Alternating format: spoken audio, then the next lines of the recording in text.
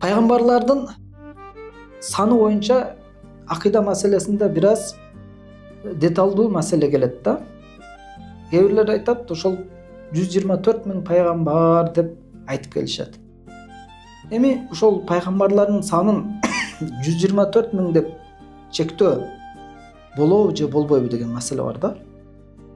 Куранда Алла субхана ва таала айткан пайгамбарыбызга карата: биз сага айтып берген пайгамбарлар бар, анан айтпаган пайгамбарлар бар дейт да. Курандын маанисинен ушундай жыйынтык чыгат. Демек пайгамбарыбыз билбеген жана айтпаган пайгамбарлар деле болгон экендиги маалым болуп атат. А бирок пайгамбарыбыздын хадисинде пайгамбарлардын саны 124 миң деген бир кабар келип калып атат да.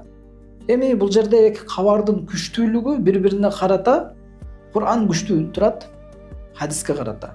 Эгерде Курандагы маани хадистеги мааниге карама каршы келип атса, анда Куранга амал кылынат, Куранга ишенилет да, хадис кое турулат. Анткени Курандын ишенимдүүлүк жагынан күчтүүлүгү күчтүү, хадистики ага жетпейт. Хадисте 124 миң деп атат, Куранда биз сага айтпаган дагы пайгамбарлар бар деп атат.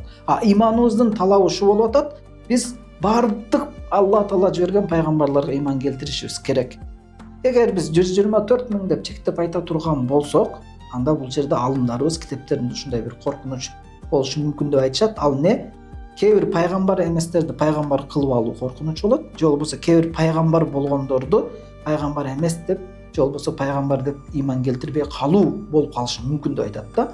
Ошон үчүн алымдар айтат, пайгамбарларга иман келтирдим дегенде жалпы пайгамбарларга иман келтирдим деп айтыш керек.